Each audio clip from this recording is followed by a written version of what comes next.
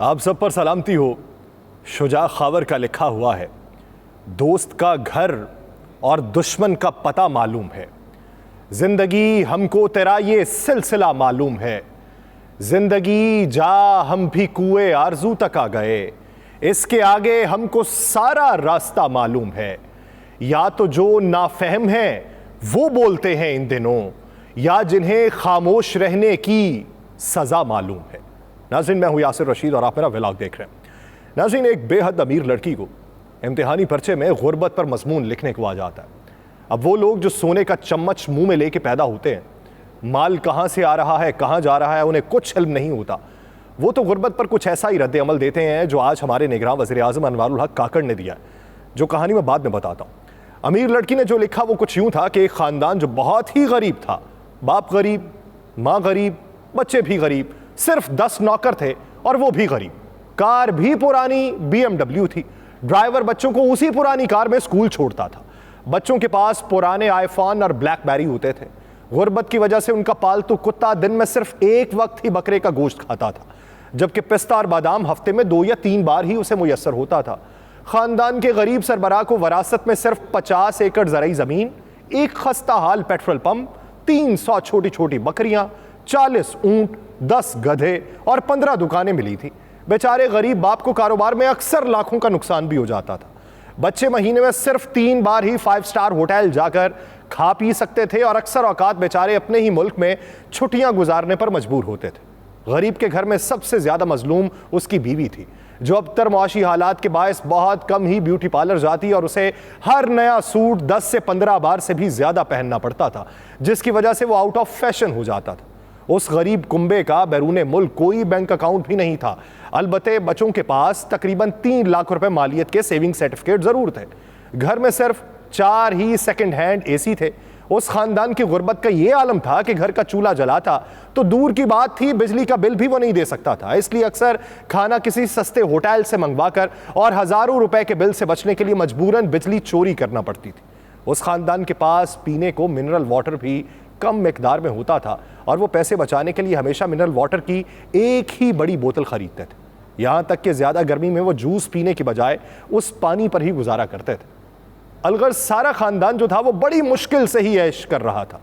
इससे ये साबित हुआ कि गरीब ना सिर्फ खुद गरीब होता है, बल्कि उसका नौकर, ड्राइवर, माली, बावर्ची और चौकीदार तक भी गरीब होते हैं। इसलिए हमें मिलकर गुर्बत के खात्मे के लिए अपनी जद्दोजहद करनी चाहिए। यहाँ बात चूंकि गुर्बत के खात्मे की हो रही है, इसलिए वो लिखती है कि मैं सोचती हूँ कि क्यों ना इस मजमून के आखिर में अपने बचपन का एक वाकया भी बयान कर दूँ। लिखने वाली लिखती है कि मेरे डैडी एक इंतहाई गरीब परवर इंसान है और मुझे अच्छी तरह याद है कि एक दिन एक गरीब औरत उनके पास आई और इल्तजा की कि मेरे घर में आटा ख़त्म हो चुका है, लिहाजा मेरी कुछ मदद कर दें। ये सुनकर मेरे डैडी की आंखों में आंसू आ गए। उन्होंने कहा, जी कोई बात नहीं, आप पैसे दें, मैं ला देता हूँ। पहले तो बूढ़ी अम्मा ने आंखें फाड़ के इंतहाई हैरानी से डैडी की तरफ देखा, लेकिन फिर पैसे भी दे दिए। शायद वो इसलिए हैरान हो रही थी कि इतना अमीर आदमी एक गरीब की बात कैसे मान गया। खैर, जब डैडी अपनी मर्सिडीज गाड़ी में आटा लेने बाजार जाने लगे तो मैंने भी साथ जाने की जिद की। रास्ते में हमने देखा कि कुछ लोग एक खाली प्लॉट में बैठे घास तोड़ के खा रहे हैं। डैडी ने फौरन गाड़ी रोकी, घास खाने वालों के पास गए, जाके पूछने लगे कि मुझे तुम पे तरस आ रहा है, इतनी भूख, चलो सब मेरी गाड़ी में बैठो। भूखे भागते हुए हमारी गाड़ी की पिछली सीट पे आके बराजमान हो गए तो डैडी ने गाड़ी चला दी। अभी थोड़ी ही देर गुजरी थी कि भूखों में से एक ने सबका तर्जुमान बनके कहा, जनाब हम आपके शुक्रगुजार हैं कि आपने हमारी भूख को देख के हम पे तरस खाया है, मगर आप हमें कहाँ ले जा रहे हैं। गरीबों के तर्जुमान की बात सुनकर डैडी बोले, यार मैं तुम सबको अपने घर ले जा रहा हूँ। जिस प्लॉट में तुम बैठे थे वहां तो घास भी छोटी छोटी थी, मेरे घर के सहन में घास 6 इंच ऊंची है, वहां तुम सब इत्मीनान से जितनी मर्जी घास खाना। ये कहानी आज निगरान वज़ीर आज़म का बयान, जिसमें वो कह रहे हैं कि बिजली बिल्स के मसले को बढ़ा चढ़ा कर पेश किया जा रहा है, उस पर ऐन सादिक उतरती है। वो कहते हैं कि बिजली ऐसा मसला नहीं जिस पर पहिया जाम हड़ताल की जाए, और हमें उस तबके से बहुत हमदर्दी है जिस पर बिजली बिल्स का बहुत बोझ पड़ चुका है। साईं, आपने बजा फरमाया कि लोग गले में फंदा डालकर, लोग पुलों से कूदकर मर नहीं रहे, बस कुछ देर सांसें रोकने की एक्टिंग कर रहे हैं। साईं, आपने बजा फरमाया कि माँ बाप गले में फंदा डालकर, पुलों से कूदकर अपने बच्चों से ज्यादा दूर तो नहीं गए। साईं, आपने बजा फरमाया कि लोग मफलूकुल हाली में अभी ठीक से नहीं पनप रहे, क्योंकि कुछ लोगों के हलक से अभी निवाले उतर रहे हैं। साईं, आपने बजा फरमाया कि बिजली कोई ऐसा बड़ा मसला नहीं है कि उस पर पहिया जाम हड़ताल ही कर दी जाए, क्योंकि गरीब आवाम के मसले तो इससे भी कई गुना ज्यादा हैं जिन्हें शायद आप सोच भी नहीं सकते। और अगर आपको कभी ऐसे हालात का सामना करना पड़े, ऐसे हालात में जीना पड़े, तो साईं आपकी सांसें वैसे ही बंद हो जाएंगी। साईं, आपका तो ताल्लुक भी उस इलाके से है कि जहां लोग मुतवस्सत तबके से भी नीचे वाले। साईं, आपने इब्तदाई जिंदगी तो वहां पे गुजारी होगी। साईं, उन लोगों की आंखों में मफलूकुल हाली की जो चमक देख रहे थे वो भी मांद पड़ गई होगी। साईं, आपको हलकूम से वो नवाले ना गुजरते होंगे जो गरीब अवाम आपकी वजह से खाने पीने पर मजबूर है। साईं, आपने बजा फरमाया कि बिजली कोई ऐसा बड़ा मसला नहीं है, क्योंकि डीजल, पेट्रोल रुपए की गिरावट, डॉलर की ऊंची उड़ाने, ये मसले भी तो हैं जो किसी ना किसी तरह से हर जीरू को झेल लें। साईं जी, जिस तन नू लगे वही तन जानदा है। साईं जी, आप पाकिस्तान के हर बशर की आहें बद्दुआएं ले रहे हैं, और मैं कतई तौर पे नहीं चाहता कि आप जैसा शख्स ये ले। साईं जी, आपने बच्चों से ना सिर्फ उनके माँ बाप का साया छीना, बल्कि उनसे उनका बचपन तक छीन लिया। और साईं जी, इसमें आपकी भी कोई गलती नहीं है। पिछले वाले ही इतना बारे गिरा आपके कंधों पे रख गए हैं और आपने वो आगे लोगों तक मुंतकिल तो करना है। बच्चे वक्त से पहले फिक्रमंद हो रहे हैं और बड़े वक्त से पहले बूढ़े हो रहे हैं। खुदारा साईं जी, गरीब पर रहम करें, उसकी बुनियादी जरूरियाती जिंदगी पर रहम करें, गरीब के बच्चों के बचपन पर रहम करें, मुल्क पाकिस्तान पर रहम करें, क्योंकि पाकिस्तान के अंदर सियासी अदम इस्तेहकाम इस हद तक पनपता जा रहा है कि गरीब सोचने पर मजबूर है कि इन्हों दे अपने रौले नहीं मुक रहे, इन्होंने मिन्नू की सुकून देना। साइफर केस में गिरफ्तार चेयरमैन पीटीआई की दरखास्त जमानत पर समाअत 4 सितंबर तक मुलतवी कर दी गई। साइफर केस में चेयरमैन पीटीआई की दरखास्त जमानत पर समाअत स्पेशल सीक्रेट कोर्ट के जज अबुल हसनात जुल्करनैन ने इन कैमरा की। पीटीआई के वकील बाबर अवान और सलमान सफदर वहां पे पेश हुए और उन्होंने दरखास्त जमानत पर दलाइल दिए। सलमान सफदर साहब का कहना था कि चेयरमैन पीटीआई के वकला अटक जेल में रुकावट पैदा ना करें। अटक जेल जब भी गए हैं तो वकला को 1.5 किलोमीटर पैदल चलना पड़ता है। अटक जेल में ट्रायल के खिलाफ हम दरखास्त दायर कर रहे हैं। इसी समाअत के दौरान शाह महमूद कुरैशी के वकील अली बुखारी भी अदालत में पेश हुए और कहा कि अपने मौक्किल की दरखास्त से जमानत पर दलाइल आज ही देना चाहूंगा। चेयरमैन पीटीआई के वकला की जानिब से दरखास्त जमानत पर दलाइल सुनने की इस्तदा की गई, जबकि special prosecutor federal investigation agency की जानिब आज चेयरमैन पीटीआई की दरखास्त से जमानत पर दलाइल सुनने की मुखालिफत की गई। Special prosecutor federal investigation agency ने पीटीआई की लीगल टीम की जानिब से इस्लामाबाद हाई कोर्ट में दायर दरखास्तों पर एतराज उठाते हुए कहा कि दरखास्त जमानत पर समाअत मुलतवी करने की इस्तदा करते हैं।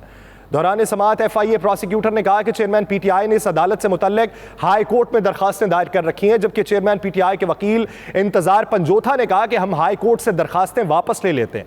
दरखास्त जमानत के मामले पर हाई कोर्ट ने स्टे अभी तक नहीं दिया।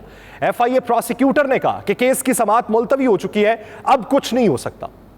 जरा ये बताते हैं कि दोनों फरीकैन के दलाइल सुनने के बाद स्पेशल सीक्रेट कोर्ट के जज ने चेयरमैन पीटीआई की दरखास्त जमानत पर समाअत को 4 सितंबर तक मुलतवी कर दिया।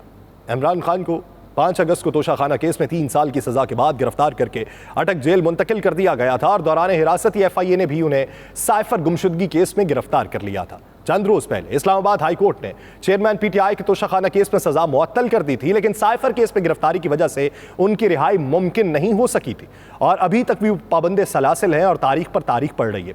जबकि दूसरी जानिब पाकिस्तान तहरीक इंसाफ के सदर चौधरी परवेज इलाही को इस्लामाबाद पुलिस की जानिब से गिरफ्तार करने के बाद कल उन्हें अटक जेल में मुंतकिल कर दिया गया। और कुछ मोतबर जराए ये बताते हैं कि चौधरी परवेज इलाही जो है वो चेयरमैन पीटीआई से मुलाकात करेंगे और ऐन मुमकिन है कि चौधरी परवेज इलाही की वसातत से कोई पैगाम इमरान खान साहब को भिजवाया गया और वो पैगाम जो भिजवाया गया चेयरमैन पीटीआई को, उस पैगाम में गुज़श्ता जो पैगामात भिजवाए गए हैं जिस पे रजामंदी जाहिर नहीं की गई, जबकि कुछ वजूहात की बुनियाद पर अपनी तमाम तर सिफारिशात उनके आगे रखी हैं और कहा जा रहा है कि इसके ऊपर नीम रजामंदी जाहिर करती जाएगी। अब वाया परवेज इलाही उनको राम करने की कोशिश की जाएगी।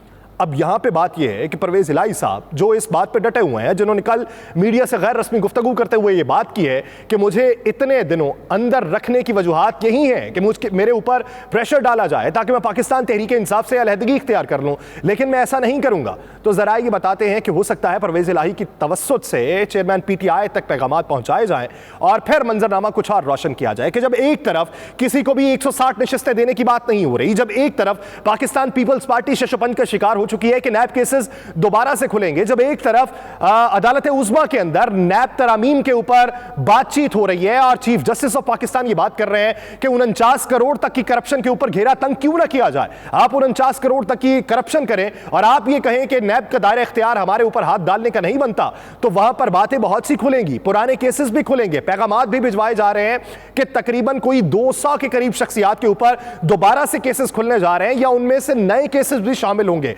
कुछ लोगों तक तो पैगामात ये भी गए कि अगर इन केसेस से बचना है तो बैरून मुल्क का रास्ता अपना लीजिए, जब मंजरनामा वज़ा हो जाएगा तब वापसी का रास्ता इख्तियार कर लीजिएगा। लेकिन इसी तनाजुर के अंदर अब यहां पे बात कहां पे रुकती है कि जब एक शख्सियत के ऊपर ही 150 से ज्यादा मुकदमात हो चुके हैं, वो अपने लिए रास्ता किस तरीके से हमवार करता है ये वक्त बताएगा। मुझे दीजिए इजाजत, अल्लाह ने के बाद।